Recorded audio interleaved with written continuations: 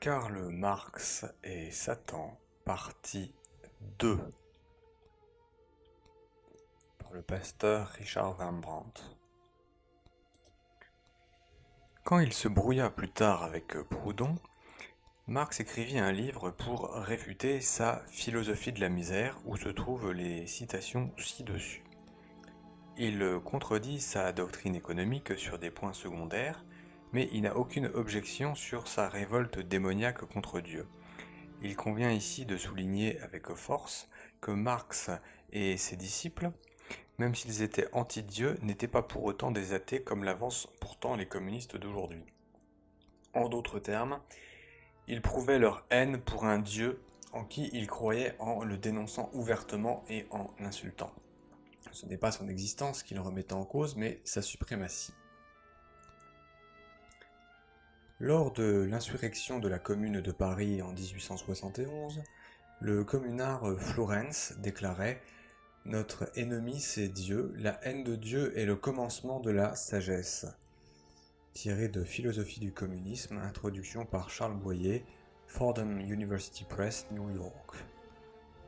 Marx louait hautement les communards qui proclamaient ouvertement cet objectif.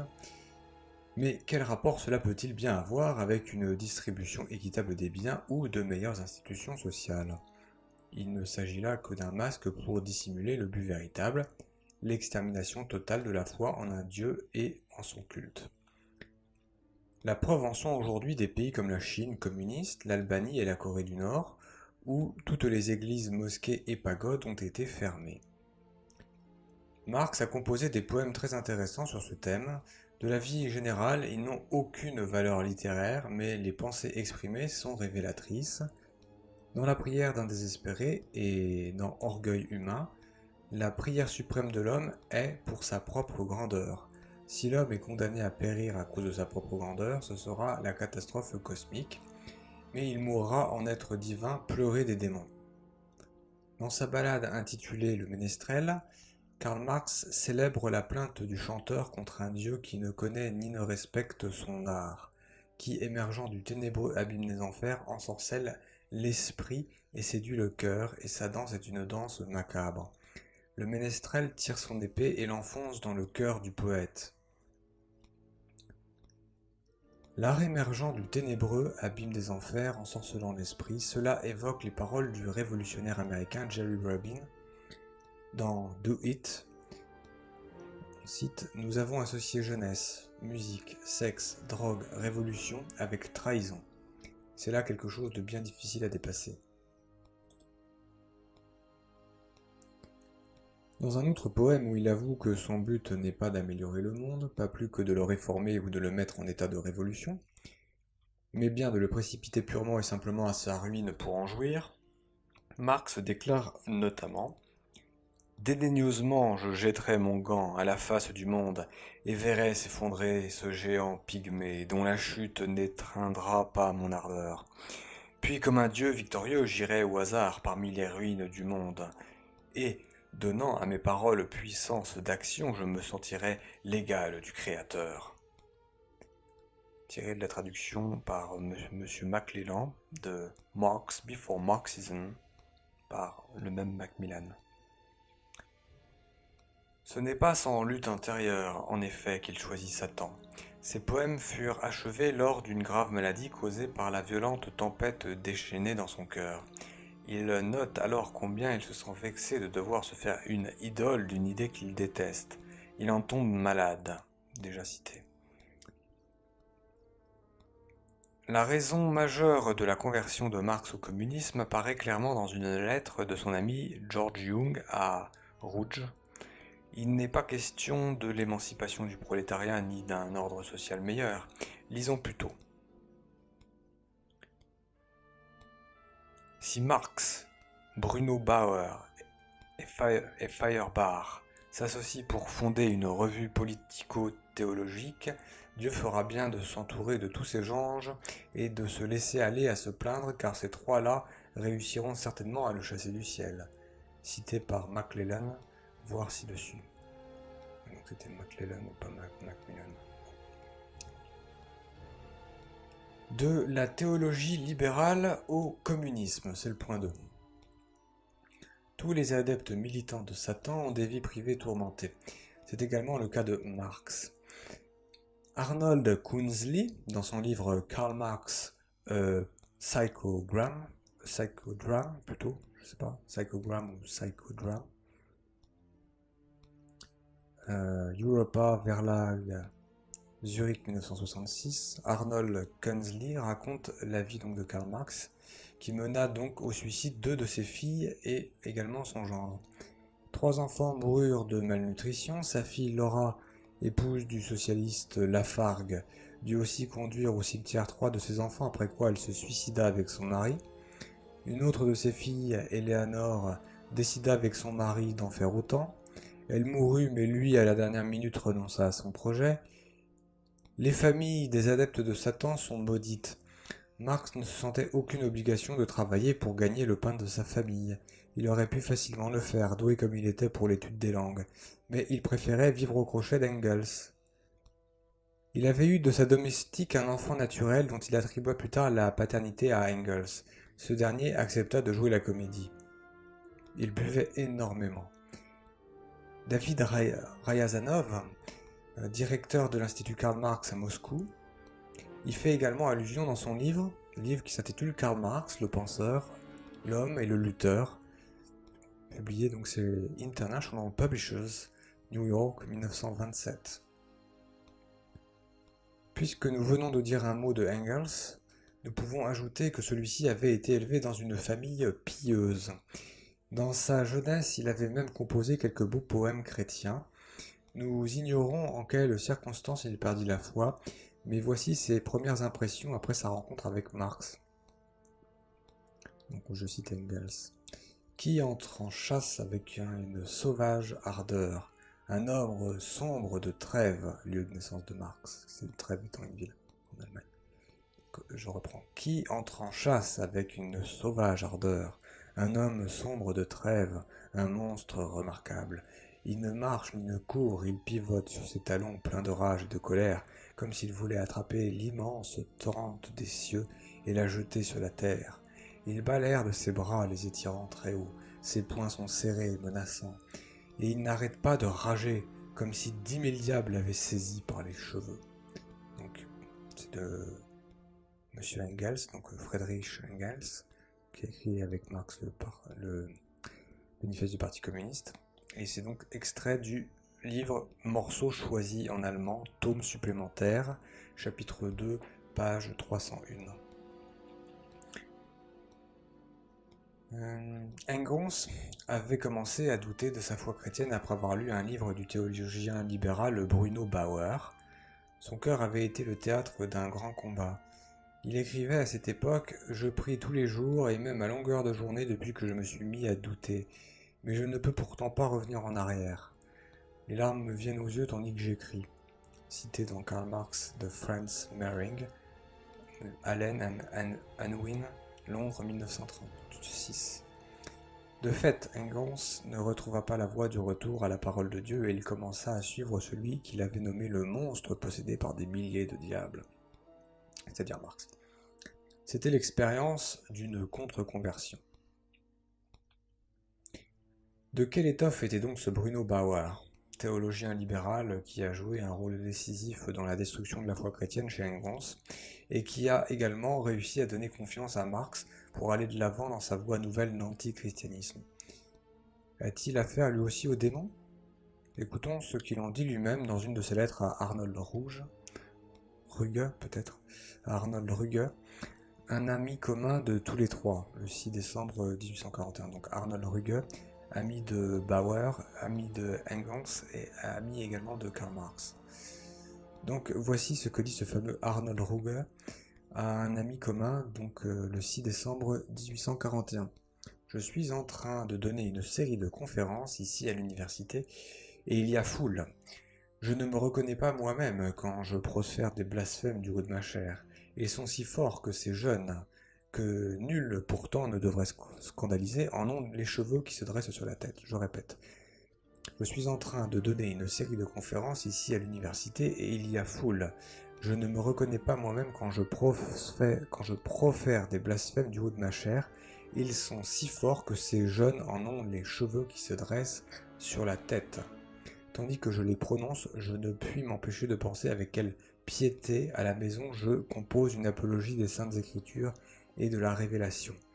En tout cas, c'est un bien méchant démon qui s'empare de moi chaque fois que je monte en chair, et je suis si faible que je suis incapable de faire autrement que de lui céder. Mon esprit de blasphème ne me laissera de trêve que si j'obtiens l'autorisation de prêcher ouvertement en tant que professeur du système athée. Donc mon esprit de blasphème ne me laissera de trêve que si j'obtiens l'autorisation de prêcher ouvertement en tant que professeur du système athée. C'est-à-dire qu'en fait ce professeur qui s'appelle Bruno Bauer et qui est écrit donc à Arnold Ruge,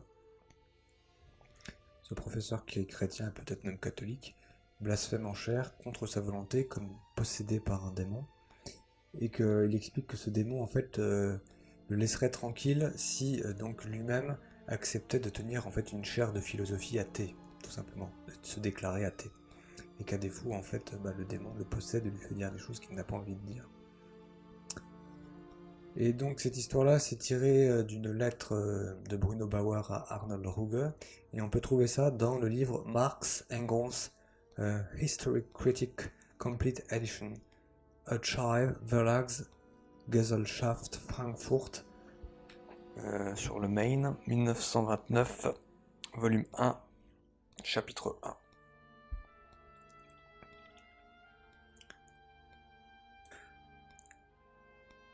L'homme qui convainquit Engels de devenir communiste était le même qui avait convaincu Marx auparavant.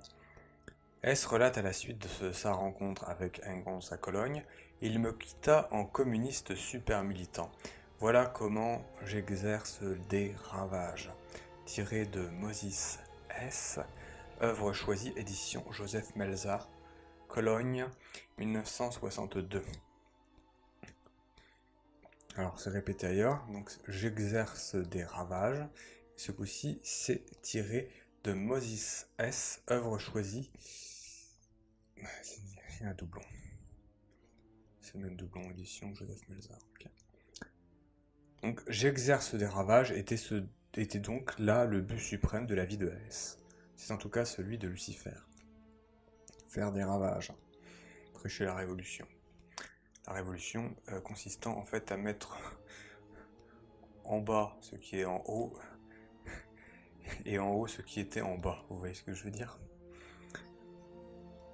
Les traces du chrétien qu'il avait été ne disparurent jamais de l'esprit d'Engels.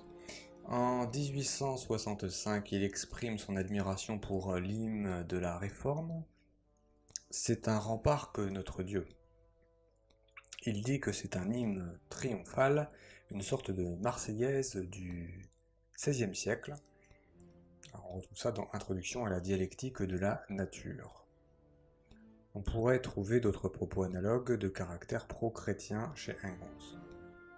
Donc Engels en fait avait une admiration tout simplement pour la réforme, donc tout simplement le luthérianisme et le protestantisme. Sa tragédie est plus bouleversante et plus poignante encore que celle de Marx. Écoutons ce beau poème de jeunesse, d'inspiration chrétienne, composé par celui-là même qui deviendrait plus tard le bras droit de Marx dans sa lutte destructrice contre la religion. Première strophe. Jésus-Christ, Seigneur, Fils unique de Dieu, daigne descendre de ton trône des cieux pour venir sauver mon âme. Descends avec toutes tes bénédictions, toi, lumière de la sainteté du Père, permets que je te choisisse. Oh, qu'elle est aimable, belle, sans ombre de tristesse, la joie avec laquelle, ô Sauveur, nous faisons monter vers toi notre louange. Strophe 2. Quand je rendrai le dernier soupir et souffrirai les affres de la mort, que je m'accroche ferme à toi. Lorsque mes yeux se voileront et que mon cœur cessera de battre, que mon corps se refroidisse entre tes bras, dans les hauteurs du ciel, que mon esprit loue ton nom éternellement, tandis qu'il reposera en sécurité en toi. À quand ce temps de joie, proche néanmoins, où, Né de ton sein de tendresse, je pourrais me réchauffer d'une vie nouvelle. Alors, ô Dieu, tout en te disant mes actions de grâce, je pourrais aussi enlacer de mes bras et pour toujours ceux qui me sont chers. Oui, vivant, vivant pour toujours, vivant dans ta contemplation, que ma vie se déroule inlassablement toujours neuve. Tu es venu libérer l'humanité de la mort et du mal, pour qu'il y ait des bénédictions et un sort heureux partout, et désormais, avec ton retour sur la terre, tout sera différent. À chaque homme, tu donneras sa part. Quand Bruno Bauer eut semé le trouble dans son âme, donc quand Bruno Bauer eut semé le trouble dans l'âme de Engels et dans l'âme ensuite de Marx, Bauer qui était le fameux théologien libéral à moitié possédé, hein. Donc Bauer dit, et trace ses lignes à quelques amis. Il est écrit, alors je cite donc Bauer dans son écrit, il est écrit, demandez et vous recevrez. Pour moi, je cherche la vérité partout où j'ai l'espoir d'en trouver, fût-ce une bribe. Or, jusqu'ici, je n'ai pas réussi à reconnaître en votre vérité la vérité éternelle. Oui, c'est écrit, cherchez et vous trouverez, et encore, quel homme donnerait une pierre à son enfant qui lui demande un pain? Que dire alors s'il s'agit de votre Père qui est dans les cieux? Les larmes me montent aux yeux, tandis que j'écris cela, je suis profondément ému, mais je le sens, je ne serai pas perdu.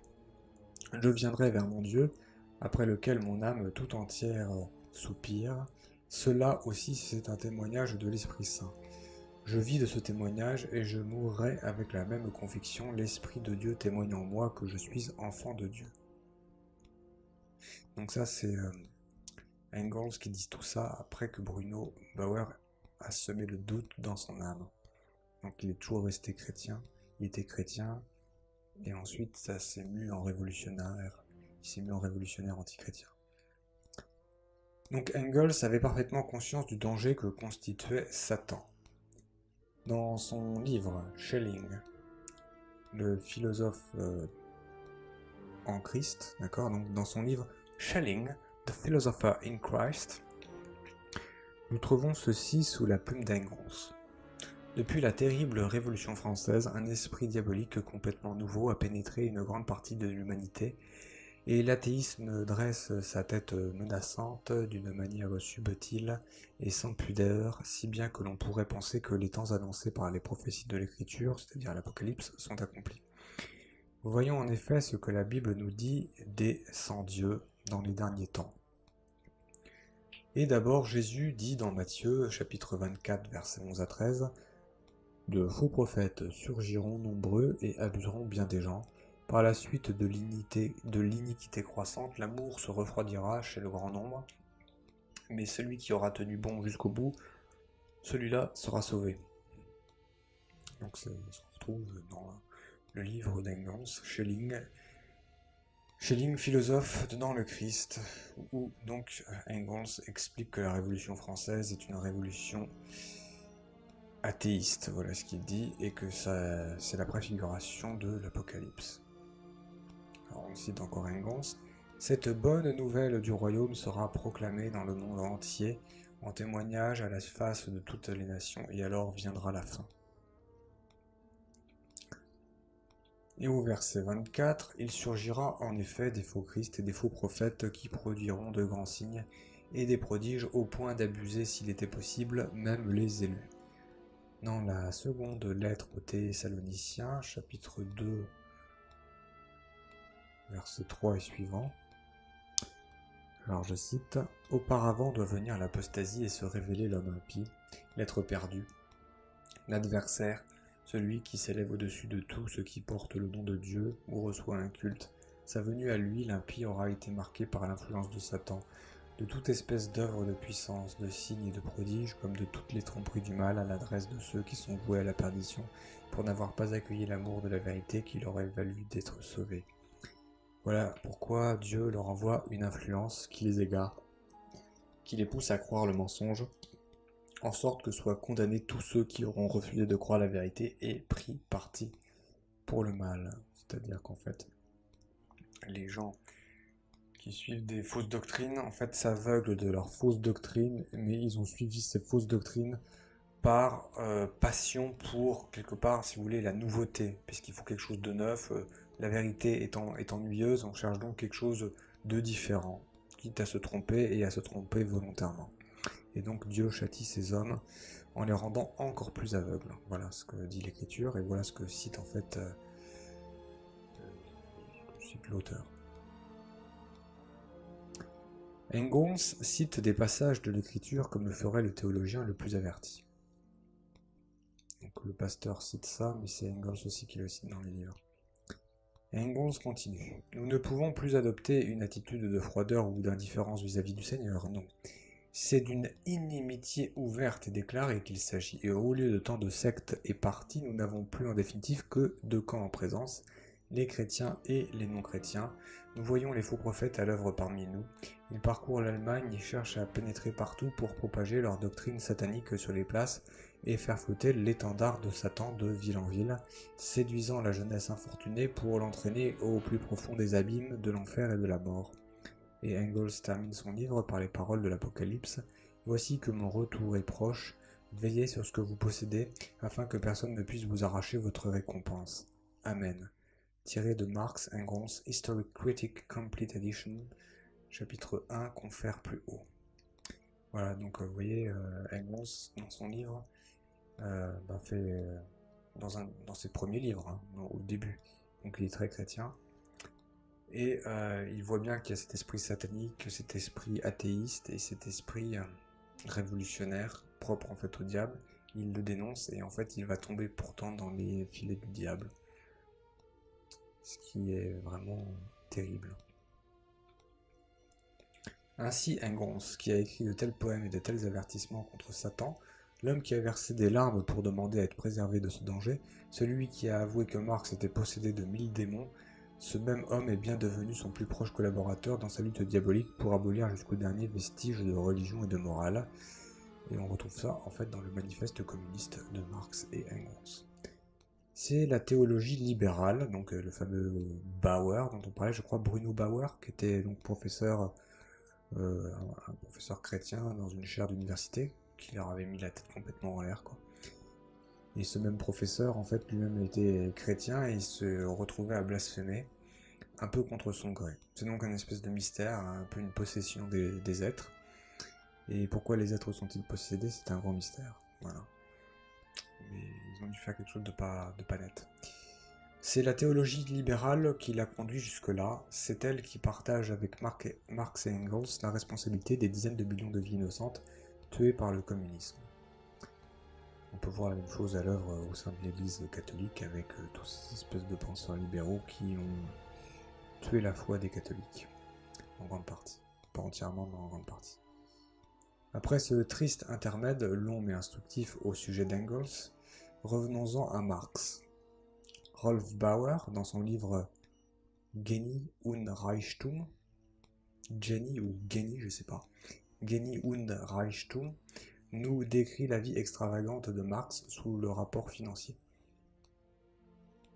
Quand il était étudiant à Berlin, vrai fils à papa, il recevait 700 thalers par an comme argent de poche. C'était une somme considérable car à l'époque, 5% de la population avait un revenu supérieur à 300 thalers. Et au cours de sa vie, Marx reçut de Engels l'équivalent de 6 millions de francs français, chiffre de l'Institut Marx-Engels. Il ne cessait de convoiter des héritages. L'un de ses oncles étant à l'agonie, Marx écrit « Si le chien meurt, cela me tirera bien d'embarras ». À quoi Engels lui répond « Je me félicite pour vous que la maladie de l'obstacle à l'héritage. Je me félicite pour vous de la maladie de cet obstacle à l'héritage qu'est votre oncle, et j'espère que l'événement fatal ne va pas tarder à se produire. » Charmant. Enfin, le chien meurt. Lisons Marx le 8 mars 1855. Une excellente nouvelle. Hier, on nous a donné et annoncé la mort à 90 ans du vieil oncle de ma femme. Cette dernière avait touché 100 livres sterling environ, et même davantage, à moins que le vieux chien n'ait laissé une part de son argent à la dame qui tenait son ménage. Il n'avait pas des sentiments plus tendres à l'égard de personnes qui lui étaient cependant bien plus proches que cet oncle. Il était fâché avec sa mère. En décembre 1863, Marx écrit à Engels « Voici 2 heures. Un télégramme m'annonçait que ma mère vient de mourir. Il fallait que le destin enlève encore un membre de ma famille. J'avais moi-même déjà un pied dans la tombe, mais dans les circonstances présentes, ma santé est plus utile que celle de la vieille femme. Je dois aller à Trèves au sujet de l'héritage. » C'est là tout ce qu'il trouvait à dire pour la mort de sa mère. Tout économiste qu'il fut, Marx perdait tout le temps et de fortes sommes à la bourse. Tout économiste qu'il fut, je répète, Marx perdait tout le temps à la bourse et de fortes sommes.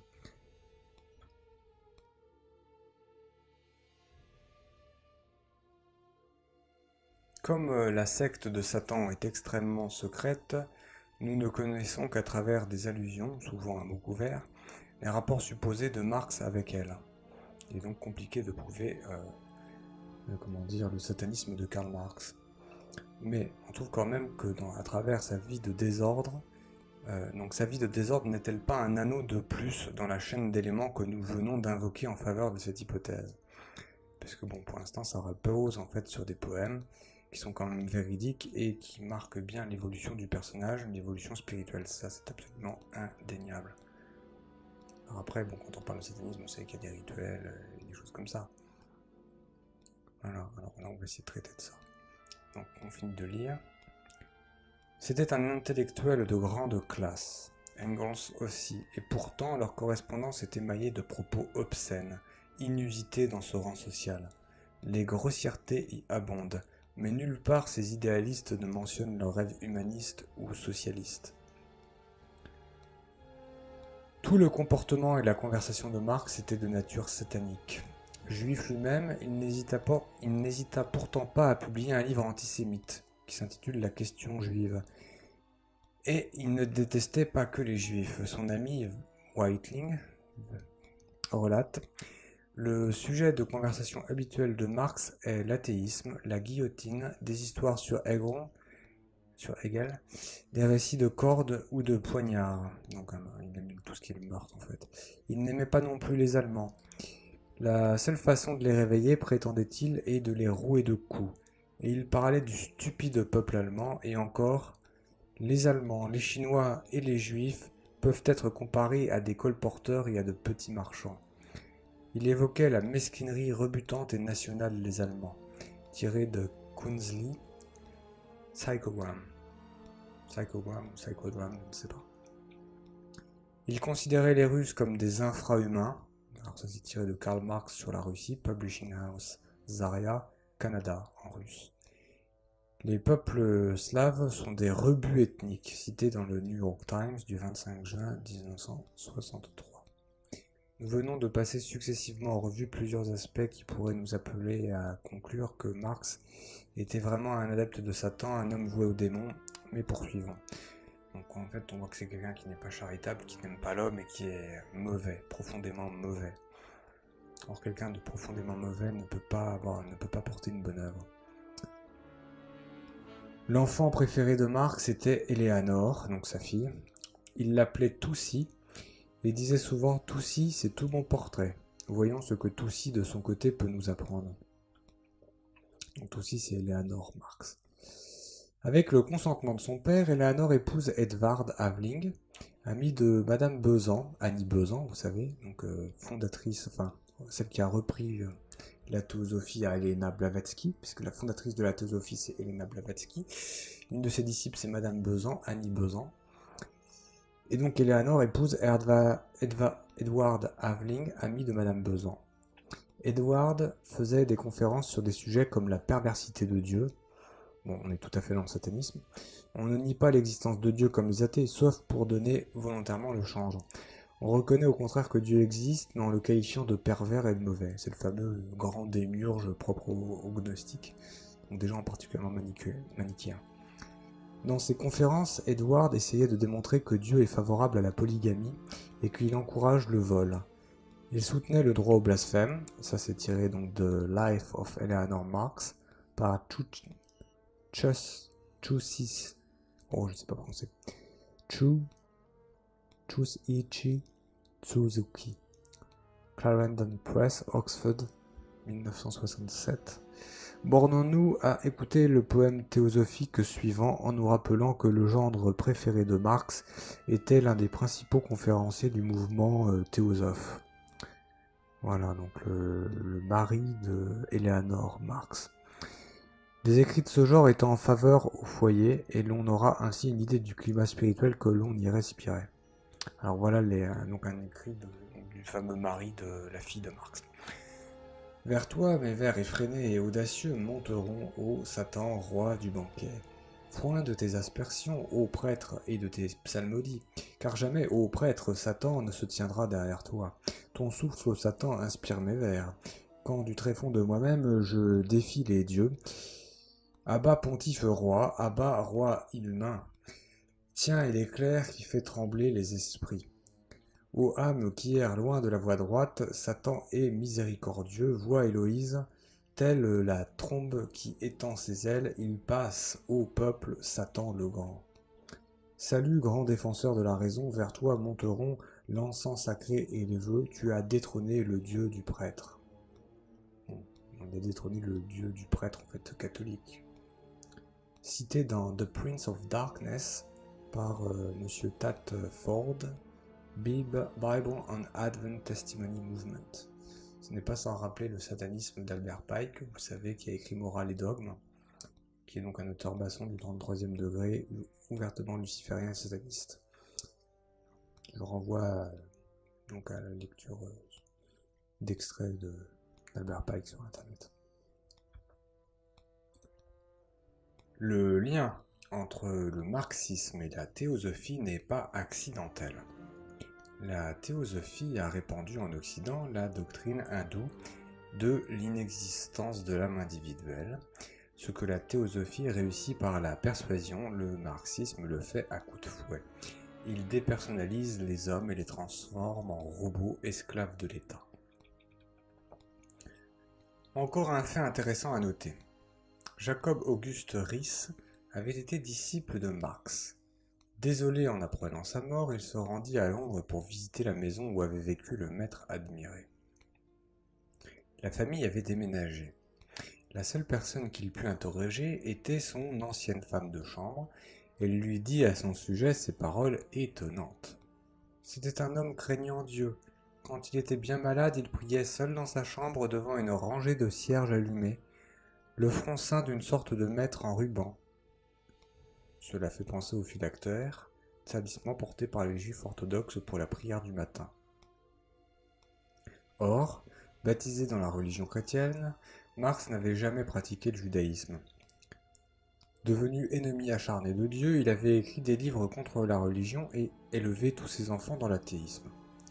On sait également qu'il était antisémite, tout en étant juif. Qu'il était au juste ce rite que la servante, dans son ignorance, prenait pour une prière. Quand les juifs prient phylactère au front, ils n'ont jamais une rangée de cierges devant eux.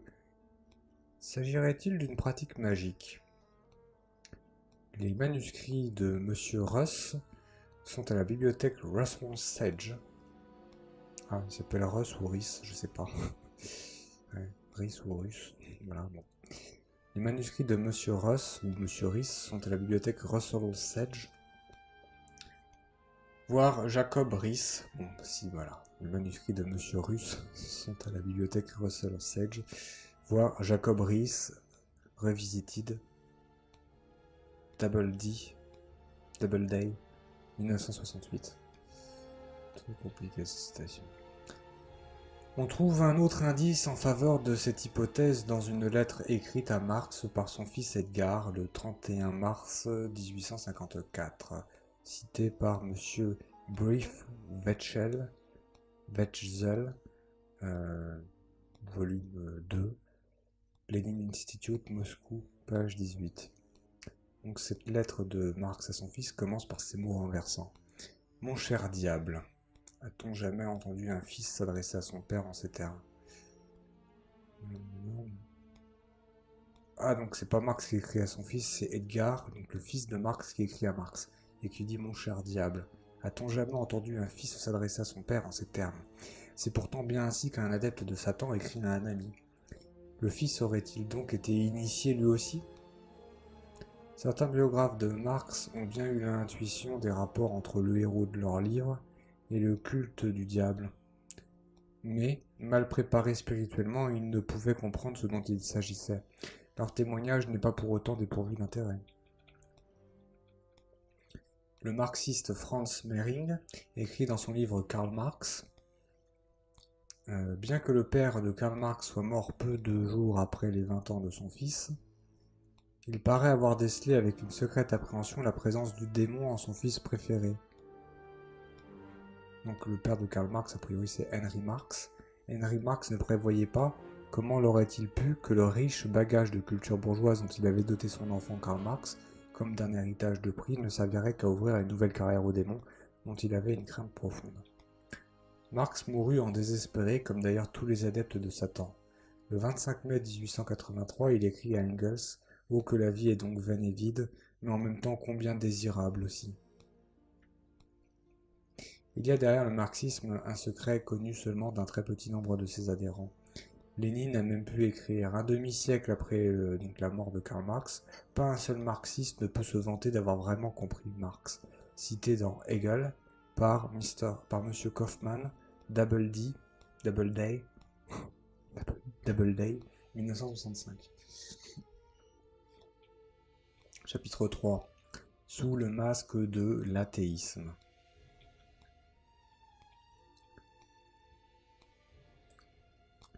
Oui, donc ce sera la partie 3 pour la prochaine fois. Je reprendrai là, chapitre 3 sous le masque de l'athéisme, et ce sera donc la partie 3.